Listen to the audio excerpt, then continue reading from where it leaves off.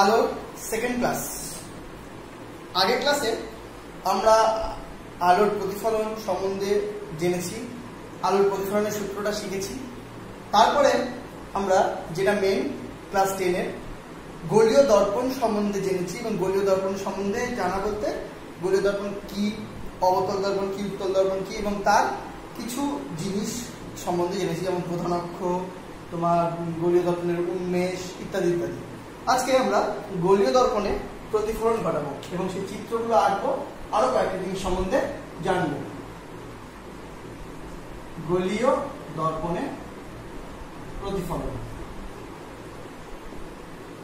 গোলীয় দর্পণ বলতে আমরা মেইনলি দুটো দর্পণকে বুঝি, একটা হলো উত্তল আর একটা অবতল। আগের ক্লাসে খুব ভালো করে বলেছি এগুলো। সিম্পল উত্তল আর অবতল মানে কি?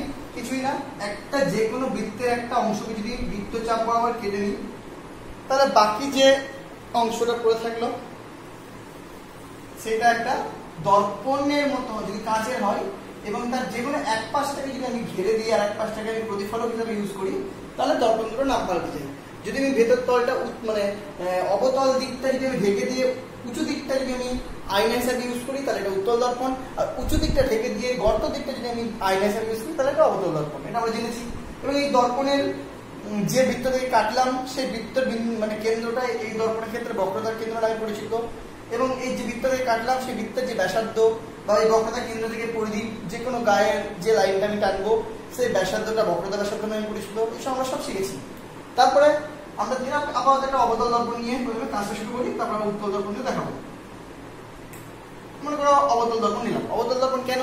বিকজ আমি উত্তল পাটটা বা উঁচু পাটটাকে দেখো আমি ঢেকে দিয়েছি, এবং আয়না রেখে দিচ্ছি এই পাটটা আয়না, যেদিকে আমি দাগ দিয়েছি ও পাটটা হলো আলগাত্রা বা কিছু দিয়ে ঢেকে দিয়েছি। তো এই পাশটা তাহলে কি হলো? দর্পণে গেল। এবার আমি দেখেছি এই যে এখান থেকে এতটা এই অংশটাকে বলা উন্মেষ।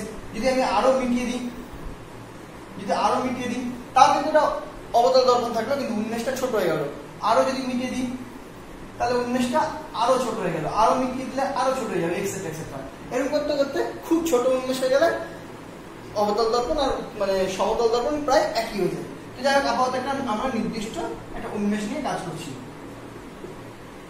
ওকে, তারপর আমরা দেখেছি এই অবতল দর্পণেরই একদম একটা যে উন্মেষের আমি নিয়েছি, মানে যে সাইজে নিয়েছি আপ অ্যান্ড ডাউন এটা নিয়ে, তারই মাঝ বরাবর একটা বিন্দুকে আমরা মেরু বলেছি। ওকে, এবং এটা যদি বক্রতা কেন্দ্র হয়, মানে যে বৃত্তটা নিয়েছি তার কেন্দ্র হয়, তাহলে এই মেরু আর বক্রতা কেন্দ্র এই দুটোকে যদি আমি টাচ করে দিই, উভয় পক্ষে যদি একটু বাড়িয়ে দিই, তাহলে যে লাইনটা পেয়েছি এই লাইনটাকে আমি নাম দিয়েছি প্রধান অক্ষ।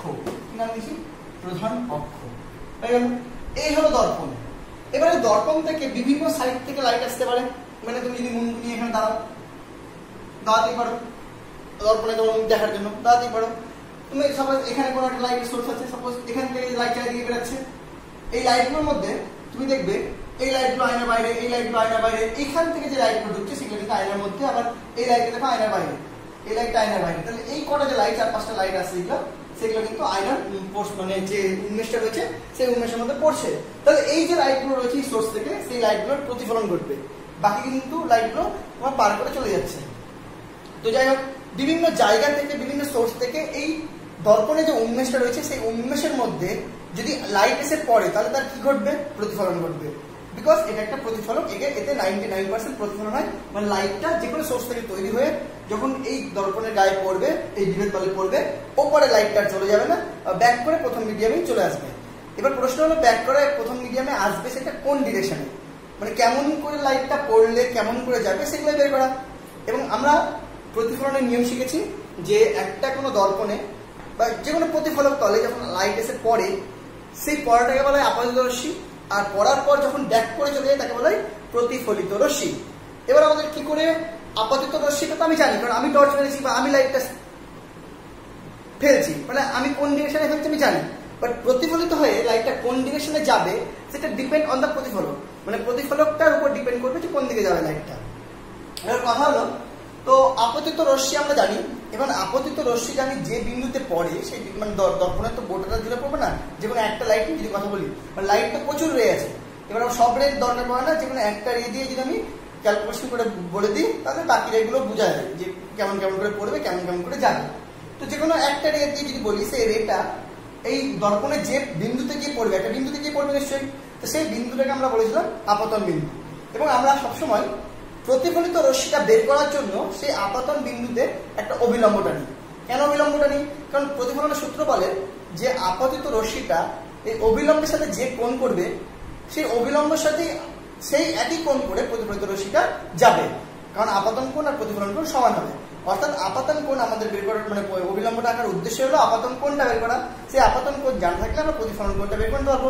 প্রতিফলন কোণ জেনে গেলে আমরা জেনে নিতে পারবো যে লাইটটা ওখানে পড়ার পর আপতিত হওয়ার পর প্রতিফলিত রশ্মিটা কোন ডিরেকশনে যাবে, সেই ডিরেকশনটা আমরা ইজিলি বলে দিতে পারবো বাই প্রতিফলনের সূত্র, দ্বিতীয় সূত্র, যে আপতন কোণ আর প্রতিফলন কোণ সবসময় সমান হয়। এবার আপতন কোণ বা প্রতিফলন কোণ বের করার জন্য আমার সব থেকে বেশি ইম্পর্টেন্ট কি? অবিলম্ব। তাহলে আমাদের অবশ্যই আপতিত রশ্মিটা জানতে হবে, তারপরে অবিলম্বটা জানতে হবে। তো যাই হোক, আমি শুরু করছি। সাপোজ এই সোর্স থেকে একটা কোনো এই মুন্ডুটার পরে করছে, এই যেমন একটা সোর্স ধরি, সাপোজ এখান থেকে একটা সোর্স নিলাম এখানে, সাপোজ এক লাইট, এই 3-4টা লাইট মোটামুটি এখানে এখানে এখানে এইখানেও পড়তে পারে। ওকে, আমি যে কোনো একটা নিয়ে প্রথমে কাজ করছি। সাপোজ এই বিন্দুটাই নিচ্ছি, তাহলে এইটা হবে তোমার আপতিত রশ্মি। তার বুঝতে পারলে কি? এই রশ্মিটা হলো এই বিন্দুতে আপতিত রশ্মি। ওকে, এবার প্রশ্ন হলো আপতিত রশ্মি জেনে গেলাম, আমার উদ্দেশ্য হলো প্রতিফলিত রশ্মি খোঁজা ইন অবতল দর্পণ। যদি সমতল দর্পণ হতো তাহলে আমরা তো জানি যে সমতল দর্পণ যদি এরকম হয় তার উপরে যে কোনো জায়গায় অবিলম্ব এরকম হবে, কিন্তু অবতল দর্পণের ক্ষেত্রে তো অবিলম্ব সব জায়গায় এরকম হবে না। এটা কি অবিলম্ব হবে? বলো, এটা কি অবিলম্ব হবে? কখনোই নয়। মনে রাখবে, যখনই অবিলম্ব কাকে বলে, এই জিনিসটা খুব ইম্পর্টেন্ট। অবিলম্ব বা লম্ব কাকে বলে? এইটা ওপরে তো লম্ব, ওকে, বাট এইটার উপরে এটা কি লম্ব? কখনোই নয়। লম্ব মানে কি? লম্ব মানে হলো দুটো লাইনের মাঝখানের কোণ 90 ডিগ্রি। এবার এইটার কোণ 90 ডিগ্রি, অবশ্যই এটা কোণ 90 ডিগ্রি, কিন্তু এইটাকে 90 ডিগ্রি বলা যায় না। এবার ব্যাপারটা হলো তুমি এটা প্রশ্ন করতে পারো যে একটা কার্ভ বা একটা টেরা জিনিসের সাথে আমি কোণ কি করে মাপবো? সেটাও জানি। যে কোনো টেরা জিনিসের সাথে যদি আমি লম্ব আঁকতে হয়, তার সিম্পল উপায় হলো সেই টেরা জিনিসটাতে তোমাকে একটা স্পর্শ রাখতে হবে। কি আঁকতে হবে? স্পর্শক। এই স্পর্শকটা এরকম। এবার যে স্পর্শকটা আঁকলে সেটা তো স্ট্রেট। এবার সেই স্পর্শকের উপর যেটা লম্ব হবে, দেখো এটা হলো স্পর্শক বা লম্ব 90-90, সেটাই হলো এই কার্ভ যে জায়গাটা বা টেরা জায়গার ওপর যে কোনো বিন্দুতে লম্ব। তাহলে যে কোনো সোজা জায়গা দেখলে তার লম্ব আঁকাটা সহজ, বাট টেরা জায়গা দেখলে তার লম্ব মানে যে কোনো বিন্দু লম্ব আঁকতে গেলে সেই বিন্দুটাকে আঁকতে পারবে তোমাকে একটা স্পর্শক। স্পর্শক আঁকার পর তুমি ইজিলি লম্বটা আঁকতে পারবে। এবার ক্লাস 10 তোমরা একটা উপপাদ্য শিখেছো, এখনো শিখেছো কিনা বলতে পারছি না আমি, যদি শিখে থাকো খুব ভালো। যে দেখবে উপপাদ্যটা এরকম টাইপের ছিল, দেখো তো মনে করতে পারো কিনা। এরকম টাইপের কিছু একটা ছিল যে একটা কোনো বৃত্তের যে যদি একটা স্পর্শক টানা যায় যে কোনো বিন্দুতে, তাহলে সেই স্পর্শকের উপর এই যে ব্যাসার্ধটা যেটা হয়, সেই ব্যাসার্ধটাই হয় লম্ব। মানে যে কোনো বৃত্তের যে কোনো পয়েন্টে স্পর্শকে কিন্তু লম্বটা আঁকা যাবে, তো সেই লম্বটা অ্যাকচুয়ালি হয় ওই বৃত্তের ব্যাসার্ধ। তাহলে আমি যদি যে কোনো কার্ভ বা টেরা সারফেসের অবিলম্ব আঁকা কঠিন হলেও স্পর্শকটাকে আঁকতে হবে, কিন্তু যদি একমাত্র গোলীয় সারফেস হয় তাহলে কিন্তু আমার অবিলম্ব আঁকাটা সহজ হয়ে গেল। কিভাবে সহজ হলো? কারণ আমি বলতে পারলাম যে পরিধির যে কোনো বিন্দু থেকে যদি আমাকে অবিলম্ব আঁকতে হয়, সেই অবিলম্বটা অ্যাকচুয়ালি ওই বিন্দু থেকে ওই বৃত্তের কেন্দ্র পর্যন্ত, মানে ব্যাসার্ধটা। এটা কিন্তু মাথায় যদি না ঢোকে তোমাকে জানাবে যে তার মানে এটা একটা বৃত্তীয়, অর্থাৎ এই পয়েন্ট থেকে অবিলম্ব মানে এটা যদি সি হয় বা মানে এই বক্রতা কেন্দ্র হয় এই বৃত্ত মানে এই দর্পণটা, তাহলে এই যেটা এটাই হয়ে গেল তোমার অবিলম্ব।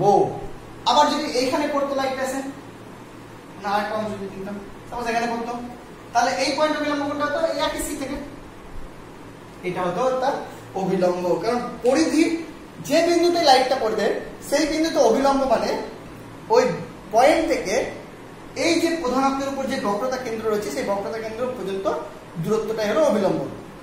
অবিলম্ব কেন ইম্পর্টেন্ট? কারণ আমরা প্রতিফলিত রশ্মি বুঝতে হবে। আর প্রতিফলিত রশ্মি কেন ইম্পর্টেন্ট? কারণ আমাদের ওটাই তো উদ্দেশ্য, আপতিত কোথায় হচ্ছে, প্রতিফলিত কোথায় হচ্ছে, তারপরে প্রতিবিম্ব খুঁজবো, এক্সেট্রা এক্সেট্রা। তো প্রতিফলিত রশ্মিটা এবার কিন্তু আমরা ইজিলি খুঁজে নিতে পারবো। কেমন করে? মানে আপতিত রশ্মি পেয়ে গেছি, অবিলম্ব পেয়ে গেছি, তার মানে কোনটা পেয়ে গেলাম। এবার এই একই কোণ মাপ নিলাম, এদিকে মাপ নিয়ে তাহলে এই হয়ে গেল তোমার প্রতিফলিত রশ্মি। সেম এখানে যদি এটা অবিলম্ব হয় তাহলে এখানে মাপ নিলাম, তাহলে এই হয়ে গেল তোমার প্রতিফলিত রশ্মি। দেখো বোঝা গেল কিনা? তাহলে আপাতন কোণ আর প্রতিফলন কোণ যদি জানতে পারি তাহলে আমরা ইজিলি বলতে পারবো লাইটটা কোন পথে যাবে আর কোন পথে আবার ব্যাক করে চলে যাবে। তার জন্য সব থেকে ইম্পর্টেন্ট কি অবিলম্ব। আর অবিলম্ব সব থেকে সহজ উপায় কি, যে সারফেসটার উপর আমি অবিলম্ব মানে যে সারফেসের উপর যে বিন্দুতে অবিলম্ব আঁকবো সেই বিন্দুতে সারফেসটা যদি সমান হয় তাহলে তো সোজা আঁকা, যদি সমান না হয় তাহলে একটা স্পর্শক এঁকে নেবো। আর যদি গলীয় হয় তাহলে স্পর্শক আঁকার দরকার নেই, আমি জানি যে ব্যাসার্ধ মানে যে বক্রতা কেন্দ্র আর বিন্দুটা এই দূরত্বটা হলো তার অবিলম্ব। অবিলম্বটা কেন ইম্পর্টেন্ট? কারণ অবিলম্ব দিয়ে আমরা আপাতন কোণ এবং প্রতিফলন কোণটা বের করতে পারবো। তাহলে এইভাবে একটা যে কোনো গলীয় দর্পণে প্রতিফলন ঘটে। যে কোনো না, আপাতত অবতল দেখালাম, এবার উত্তল দেখাবো। নাও উত্তল, এটা একটা উত্তল দর্পণ, নো প্রবলেম। মেরু। এইবার দেখো উত্তল দর্পণ মানে কি, এটা আয়না, এটা ঢাকা, কিন্তু তবুও এর বক্রতা কেন্দ্র কিন্তু এই পাশে। একটা জিনিস দেখো, মানে অবতল দর্পণের বক্রতা কেন্দ্রটা কিন্তু যেদিকে আয়না সেদিকেই, কিন্তু উত্তল দর্পণের ক্ষেত্রে বক্রতা কেন্দ্র ভেতরে, আয়নার ভেতরে। ঠিক আছে, হয়ে গেল। ওকে, এবার আমার প্রশ্ন হলো এখান থেকে লাইট আসবে, সবাই একটা প্রশ্ন নাও, এটা একটা লাইট নাও। একটা জিনিস দেখো লক্ষ্য করে, উত্তল দর্পণে যতটা একটা দূর থেকে যখন লাইট আসে, যতটা পরিমাণ লাইট উত্তল দর্পণে ঢুকতে পারে, অবতল দর্পণে কিন্তু তার থেকে অনেক বেশি লাইট ঢুকতে পারে। কেমন করে ব্যাপারটা বুঝলে না হয়তো? এই দেখো, এটা অবতল দর্পণ, এখান থেকে যদি লাইট আসে তাহলে 1 2 3 4 5 6, এদিকে 7 8 9 10 11 এরকম ঢুকলো, 10 ঢুকলো। কিন্তু সেই লাইটটা যদি একটা অবতল দর্পণে পড়তো তাহলে লক্ষ্য করে দেখো 1 2 3 4 5 6, দেখো এই যে এখানে কি এখান থেকে শেষ হয়ে যাচ্ছিল, কিন্তু এখানে দেখো এই জিনিসের চওড়াটার জন্য কিন্তু এদিকে অনেক বেশি লাইট আরো পড়তে পারে। তার মানে কি উত্তল দর্পণের থেকে মানে অবতল দর্পণ থেকে উত্তল দর্পণে অনেকটা বেশি পরিমাণে ভিউ পাওয়া যায়, মানে অনেক দূর থেকে অনেকটা পরিমাণে লাইট ওই দর্পণটার উপরে পড়ে। কিন্তু এটা একটা কাজে লাগানো যায়। সেটা কি, যত বেশি লাইট ওই দর্পণটার উপর পড়বে তত বেশি রিফ্লেক্ট হবে। এবার রিফ্লেক্ট হয়ে যেদিকে যাবে সেখানে যদি তোমার চোখ থাকে তাহলে যে জিনিসগুলো থেকে লাইটটা আসছে সেই জিনিসগুলো তুমি দেখতে পাবে অ্যাজ এ প্রতিবিম্ব তার। ওকে, এবার অবতল দর্পণে যতটা পরিমাণ লাইট ঢুকছে, উত্তল দর্পণে কিন্তু তার থেকে বেশি পরিমাণ লাইট ঢুকছে, মানে বেশি জিনিসে লাইট ঢুকছে, ফলে কি উত্তল দর্পণে তুমি অনেকটা ভিউ দেখতে পাচ্ছ। সেই জন্য মোটর সাইকেলের বাইকে যে ইয়েটা হয়, দুটো আয়না হয় না, সেই আয়নাগুলো কিন্তু উত্তল দর্পণ হয়, সেটাকে ভিউ ফাইন্ডার বলে। ভিউ ফাইন্ডার হিসেবে ইউজ করা হয় উত্তল দর্পণ। কেন ইউজ করা হয়? বিকজ উত্তল দর্পণে তুমি অনেকটা বেশি ভিউ পাবে, কারণ অনেকটা জুড়ে তোমার আলো ওর উপরে এসে পড়বে, দিয়ে তোমার চোখে যাবে। ওকে, যেটা বইয়ে আছে পড়বে, পরীক্ষায় খুব দেয় এটা। হ্যাঁ, আমি আসি আমার কাছে, উত্তল দর্পণে তোমার ইয়েটা প্রতিফলনটা কেমন হয়। তো আবার সিম্পল একটা যে কোনো লাইট নাও, সব যেখানে এসে পড়লো। ওকে, এবার আমার কাজ কি, প্রতিফলনটা দেখা। দেখছি, দেখার উপায় কি, আমাকে আঁকতে হবে অবিলম্ব। অবিলম্ব কি, এই পয়েন্ট থেকে এটা দূরত্ব,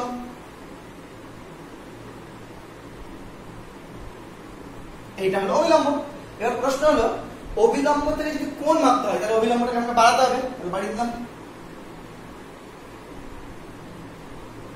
এদিকে বের করে দিলাম। দেখো অবিলম্ব, তাহলে কি দাঁড়ালো, দেখো তাহলে এখান থেকে বুঝে গেলাম যে এই লাইটটা কখনোই এদিকে আসবে না, কারণ এদিকে হয়ে গেল কোণ, তারপরে তার পাশে পাশে কোণ হবে, এ পাশে তার হচ্ছে না, তাহলে লাইটটা এখান থেকে এইসব কোণে বেরিয়ে যাবে। দেখো ঢুকলো মাথায়, আশা করি বুঝতে পারবে। অবিলম্বের সাথে কোণ মাপতে হবে। অবিলম্ব মানে কি, পরিধির সাথে ব্যাসার্ধ মানে বক্রতা কেন্দ্র মানে ব্যাসার্ধ। এবার ব্যাসার্ধটা ভেতরে হচ্ছে, তাহলে ব্যাসার্ধ একটা গোলের যদি এটা একটা লম্ব হয় তাহলে এদিকে বাড়িয়ে দিলে এটাও লম্ব, ওটা কোনো সমস্যা হয় না। ওকে, তাহলে ব্যাসার্ধটাকে আমি এপাশে বাড়িয়ে দিলাম, তাহলে এটা অবিলম্ব পেয়ে গেলাম। তাহলে অবিলম্বের সময় যেটা এটা যদি আয় হয় তাহলে অবভিয়াসলি এটা আয় মানে কি, আপাতন কোণ আর প্রতিফলন কোণ, সেটা আমি আগের ক্লাসে বলেছি। তাহলে এইভাবে গোলীয় দর্পণের উত্তল দর্পণের ক্ষেত্রে প্রতিফলিত হয়, প্রতিফলন হয়। ওকে, এবার চলে আসি একটা সমান্তরাল রশ্মি। সমান্তরাল কার সমান্তরাল? প্রধানত্ব, খুব ইম্পর্টেন্ট। হ্যাঁ,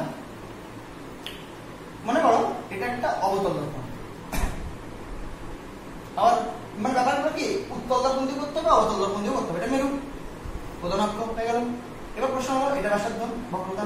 ওকে, এবার প্রশ্ন হলো যদি মনে করো কোনো একটা লাইট এর উপর যখন পড়ছে, এক্স্যাক্টলি লাইটটা যদি প্রধান অক্ষের সমান্তরাল হয়, কথাটা কি আগের লাইটটা কিন্তু প্রধান অক্ষের সমান্তরাল ছিল না। এখন যে স্পেশাল কেসটা বলছি, বিভিন্ন রকম লাইট করতে পারে, আমি সেটা দূর থেকে এখান থেকে লাইট, যদি এখান থেকে লাইটটা পড়ে তাহলে এই তার মধ্যে একটা অংশ কি হবে, এরকম এরকম, তাহলে একটা লাইট কি হবে, এক্স্যাক্টলি প্রধান অক্ষের সমান্তরাল হতেই পারে। বা যদি রড থেকে আসে একটা লাইট, সাপোজ এখান থেকে একটা রড, সাপোজ একটা রড থেকে লাইট আসে, তাহলে কি লাইটগুলো প্রত্যেকটাই প্রধান অক্ষের সমান্তরাল হবে, এইভাবে করবে, দেখো দেখতে পাচ্ছ, তাহলে প্রধান অক্ষের সমান্তরাল হবে। তাহলে একটু প্রধান অক্ষের এক্স্যাক্টলি সমান্তরাল যদি লাইট এসে দর্পণে পড়ে, পড়ুক, প্রতিফলন একই নিয়মে হবে। কোন নিয়মে? প্রতিফলনের সূত্র, অবিলম্ব আঁকবো, আপতন কোণ আঁকবো, প্রতিফলন কোণ বের করবো। দেখা যাক, সাপোজ এটা নিলাম, তাহলে এটা অবিলম্ব, এটা অবিলম্ব গেল, আপতন কোণ, এটা প্রতিফলন কোণ, একটু কম বেশি হলো, তবে এটাই ওকে। এবার নেক্সট, কিন্তু তাহলে এটা পড়ালাম কেন, স্পেশাল কেন? স্পেশাল এই জন্যই, যদি আমি এইটা নিই আর একটা নিই, তাহলে এক্ষেত্রে অবিলম্ব কোনটা? এটা। কিন্তু এক্ষেত্রে লাইটটা কেমন হয়ে যাবে, এইভাবে চলে গেল। এটা যদি নিই তাহলে আবার অবিলম্ব একটা আঁকতে হবে, সেক্ষেত্রে লাইটটা কেমন হয়ে যাবে, এইভাবে চলে গেল। এই লাইটটা এইভাবে চলে যাবে, এই লাইটটা এইভাবে চলে যাবে। মানে ব্যাপারটা হলো লাইটটা এইভাবে চলে যাবে, মানে ব্যাপারটা হলো অবিলম্বর সাথে কোণগুলো মেপে মেপে লাইটগুলো বিভিন্ন দিকে গেল, ঠিকই আছে, কিন্তু সব লাইটগুলোই প্রধান অক্ষের উপর দেখবো আমি একটা নির্দিষ্ট বিন্দুকেই ছেদ করছে। কথাটা বুঝুন, এটা তো প্রধান অক্ষ রয়েছে, প্রধান অক্ষের সমান্তরাল লাইটগুলো যদি থাকে তাহলে তারা দর্পণে আপতিত হওয়ার পর বিভিন্ন দিকে চলে যাচ্ছে, ঠিক আছে, প্রতিফলিত হওয়ার পর, কিন্তু তারা এই প্রধান অক্ষের একটা বিন্দুতে সবাই মিলিত হচ্ছে, দেখবো মানে সব লাইটগুলো প্রধান অক্ষের উপর একটা বিন্দুতে মিলিত হয়ে তারপরে যাচ্ছে। ওকে, সিমিলারলি যদি আমি উত্তল দর্পণ নিই,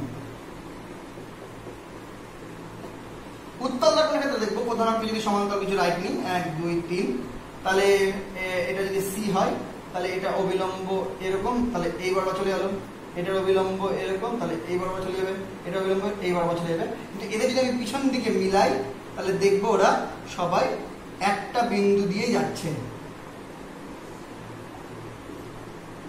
কি দেখবো, একটা বিন্দু থেকে মানে ফিরে আসছে বলে মনে হবে। ব্যাপারটা হলো কিছু কিছু ক্ষেত্রে সত্যি সত্যি একটা বিন্দু থেকে মিলিত হয়, যেটা এটা, কিছু কিছু ক্ষেত্রে একটা বিন্দুতে মিলিত হয় না, চারিদিকে ছড়িয়ে যায়। যেটা এক বিন্দুতে মিলিত হয় সেটা একরকম জিনিস, আর একটা চারিদিকে ছড়িয়ে যায়। যেটা চারিদিকে ছড়িয়ে যায় সেটাকে যদি তুমি মানে কাল্পনিক ভাবে পেছন দিকে বাড়াও তাহলে তুমি দেখতে পাবে সেটাও একটা বিন্দু থেকে তৈরি হচ্ছে, এরকম বলে মনে হবে। তো যেটা অ্যাকচুয়ালি একটা বিন্দুতে মিলিত হয় সেটা কিন্তু সৎ, আর যেটা অ্যাকচুয়ালি মিলিত হয় না কিন্তু কোনো একটা বিন্দু থেকে তৈরি হচ্ছে বলে মনে হয় সেটাকে বলা হয় অসৎ। এবার কোনো লাইট যদি একটা কোনো বিন্দুর দিকে অগ্রসর হয়ে একটা কোনো বিন্দুর দিকে মিলিত হতে চায় তাহলে এই ধরনের লাইটকে বলা হয় অভিসারী রশ্মি। আর যদি কোনো লাইট একটা বিন্দু থেকে চারিদিকে ছড়িয়ে যায় এরকম হয় তাহলে এই ধরনের লাইটকে বলা হয় অপসারী রশ্মি। এগুলো একটু মনে রাখবে, ওকে? তাহলে আমরা এটা পড়া হয়ে গেল। আচ্ছা, এই যে বিন্দুতে দেখলাম আমি মিলিত হচ্ছে বা যে বিন্দু থেকে ব্যাক করে যাচ্ছে, কোন ধরনের লাইট? যারা একমাত্র প্রধান অক্ষের সমান্তরাল।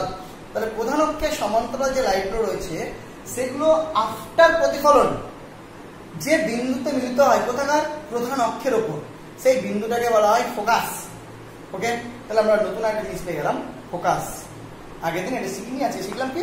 ফোকাস। এখনো উত্তল দর্পণ মানে যে গলীয় দর্পণগুলো আছে সেই সম্বন্ধে আমরা জানছি, একটু সাথে আমরা প্রতিফলনগুলো দেখছি কেমন কেমন হয়।